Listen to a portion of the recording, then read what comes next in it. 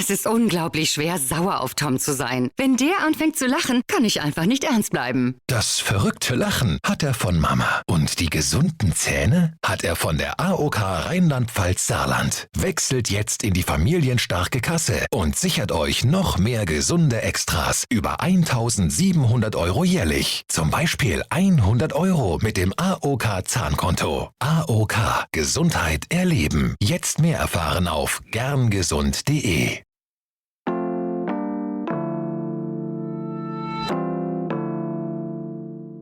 Today on CityCast Pittsburgh, we have a few more months of this miserable, gray, cold weather to get through, but someone on our team has a plan to beat those winter blues. Today we're talking about how to get outside and soak up the sun. It's Thursday, December 28th. I'm Megan Harris, and here's what Pittsburgh is talking about.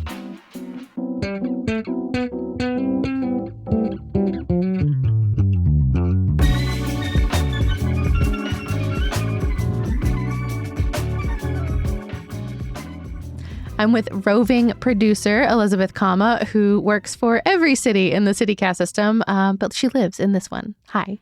Hi, Megan. Oh, it's so nice to be back on my favorite of the cities. Don't tell any of the others. How was your holiday? It was amazing. I hosted Christmas dinner in my new house. I moved earlier this year. It's been a mess. A lot of home improvement projects, a lot of unpacking. But it was nice to invite family in to see all the progress we've slowly made over the year. Oh, that's amazing. Congrats on the new house. Thank you. I want to hear all about what you've been up to. Of course, you grew up in Pittsburgh. Mm-hmm. What do you typically like to do in Pittsburgh this week? So I am an interesting case. I grew up a member of WPRC, which stands for the Western Pennsylvania Ski Association, which is ski racing. You might recognize it from the Olympics. You go around the poles. They're called gates. You might recognize my hobby from the Olympics. I'm not that level. I am pretty far from that. But Can you ski backwards? I can ski backwards. Okay. You're already far and away better than most people I have ever seen. Keep going. Yeah, so I did it. We actually had one of my childhood coaches on the podcast last year to talk about how climate change is impacting our ski season. That's right.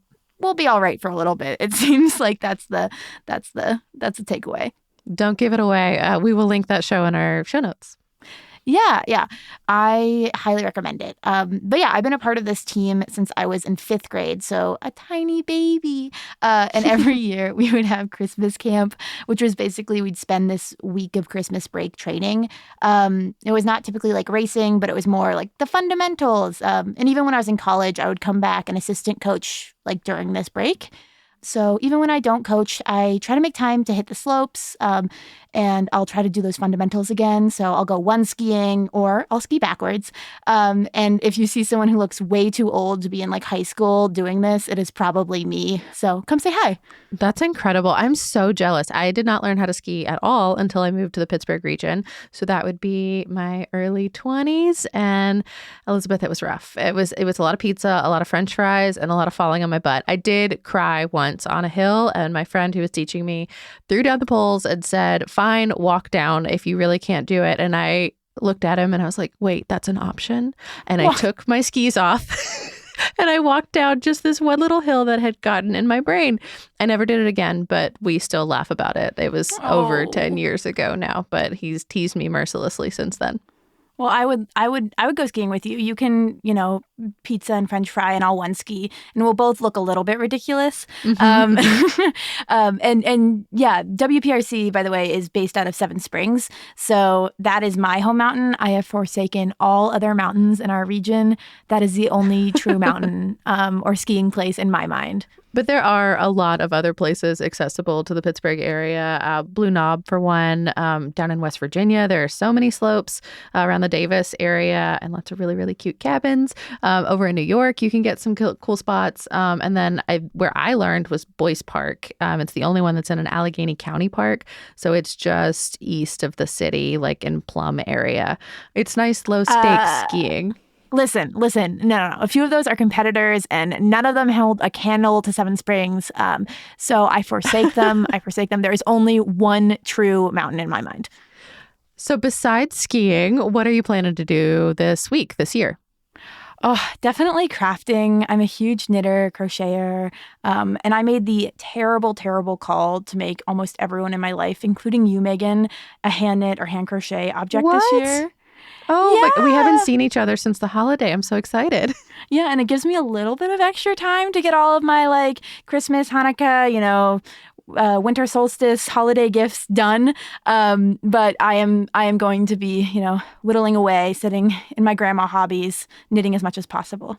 And you do genuinely knit all the time, like every single group call, Zoom, even when we're recording podcasts. If you were ever on CityCast Pittsburgh, know and trust that Elizabeth is in the background with her hands moving so fast.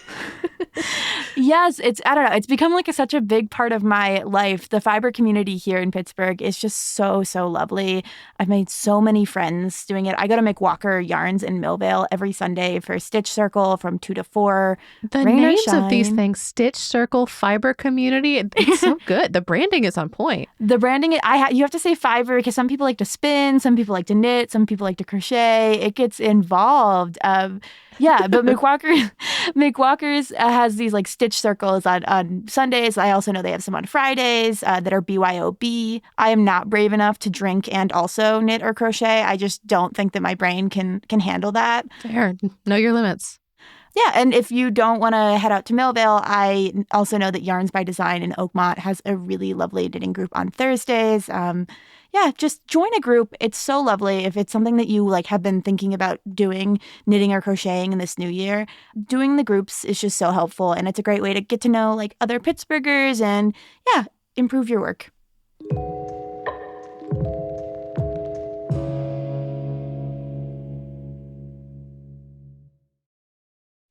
So obviously you are an enormous crafter. What other tips do you have for enjoying Pittsburgh and what it has to offer this time of year?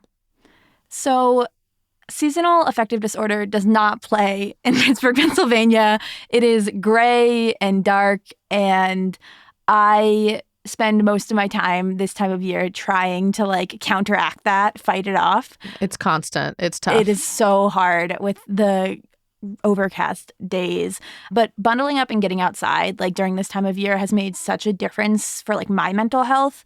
So I really like, when I'm not skiing, I really like going hiking or going on kind of big walks in the winter, just like bundling up. Riding Meadow Park is like a favorite for me. It's pretty challenging. You go up and down the hills, you see like a creek, but also it is an off-leash dog park, and I am famously in love with dogs. So that is a big favorite for me. I also go to Shenley and do that loop for like an easier time. And if you're not a hiker, any recommendations? If you're not a hiker, I like to do what I call Anthony Bourdain days, which is like where I just go to a neighborhood and I just eat and shop and drink and walk around, and I have no plans, no thinking ahead of time. Elizabeth, I feel like you're so on point for the rest of the team. Mary Lee suggested something like that. Sophia yesterday was talking about how like that's kind of their strategy, although they target it to bookstores specifically, which is incredible. This is like the constant for our team is we like to just go be places and see what we see. It's nice. And it also like gets you out. I feel like so often you can kind of go into like a mode where you're just kind of like inside all the time. And it's nice to be reminded that the city is still as vibrant and as beautiful, even as it gets colder. And so it's also nice because you get to be outside too. And like, I think that's super helpful when, it's so cloudy outside. You still get a little bit of vitamin D, although I'm sure we'll all still be vitamin D deficient no matter how much we go outside and wander in the winter. So for anyone who maybe needs some listening while they're wandering or has a little extra time to kill, any CityCast Pittsburgh episodes that you would recommend? This is so hard. The hardest question you've asked me. Selfishly, I really want to direct folks to The Legend of Pittsburgh's Glowing Green Man episode from October. It's about an urban legend in Pittsburgh about a man with like no face walking the streets of Beaver Falls and the real man behind that myth. The story is really interesting and touching, but also I worked really, really hard on it and I want folks to listen to it. So that's the selfish reason. She did such a good job. You should listen to it. Oh, thanks. I also really love the episode on the most hated Parker in Pittsburgh and him breaking his silence. Yes, that was about the dude that parks on the outside of the Evergreen Cafe on Penn Avenue, always blocking traffic in Point Breeze. People hate it. So we spoke to a reporter who tracked him down and has like some low-key Pittsburgh family connections too. A small spoiler, he doesn't care if it makes people mad. I think it's hilarious. It is so Pittsburgh. It is like the epitome of the Pittsburgh attitude in my mind. Also, breaking news recently, I guess the bar has gotten a new sign, but he's still parking there. That's incredible. Also, for fun vibes, love the Punchki parades and a very Yinzer Mardi Gras. I think that was the funnest Friday roundup I was ever on. Well, a lot of it had to do with the vibes in the office. It was, my first or second Friday back from maternity leave. I went completely overboard. I brought a lot of beads and found the official New Orleans recipe for hurricanes and brought it in a coffee mug to They work. were strong. They were so amazing. strong. Well, it was so fun. Y'all had like 2 thimbles full and were a little bit tipsy. It was great. It was very, very fun. So if you just want to smile and kind of be reminded of the upcoming spring out of the gloominess, highly recommend that episode. Totally. So the countdown is on, of course, to 2024. Any big New Year's resolutions or Pittsburgh bucket list things that you want to do in the upcoming year? Yeah, one is a continuation of something I've been doing. I don't think I've told you this before. So I've been like looking at Francesca's amazing Hey Pittsburgh newsletter, events, and then also kind of like listening and lurking to podcast episodes that I didn't necessarily work on about the events in Pittsburgh, like the holiday pop-up. There's an upcoming one about dancing that I have gone to a few classes that you guys recommended. No spoilers.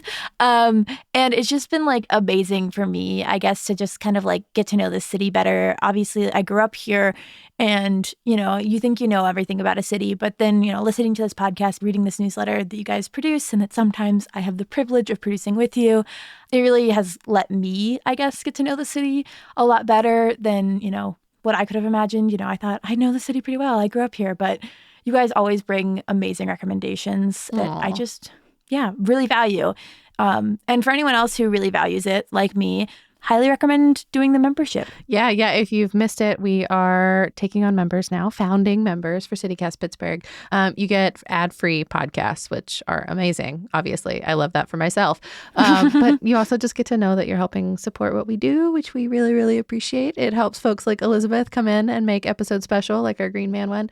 It's really, really cool. If you are interested in that, you can find more online. That's membership.citycast.fm. Yeah, this show and this newsletter brings so much to me. But in terms of something new that is non-CityCast related, I have been eyeing the Cut and Sew Studios alter, repair, and remake classes for so long. I've heard about those. I have two. I thrift a lot. And so the idea of like not having to pay someone else to alter my clothing would be so nice. And, like bodies change. And I really love the idea of knowing that like I can adapt my closet to those changes rather than getting rid of old clothes. I've taken a few basic sewing machine classes at Workshop PGH, which I also highly recommend. So, I'm a little nervous, but I really want to pull the trigger and go to this class. Yeah, because I think it's a really great skill set. And then I can be even more crafty than I currently am. I can level up. Well, don't get hurt skiing. And I guess I will see you in the new year. Bye. That's all for today here on CityCast Pittsburgh. If you're liking the show, please tell someone, let them know. It helps people find us. We really, really appreciate it. We will be back tomorrow with more suggestions for a super weird week. Talk to you soon.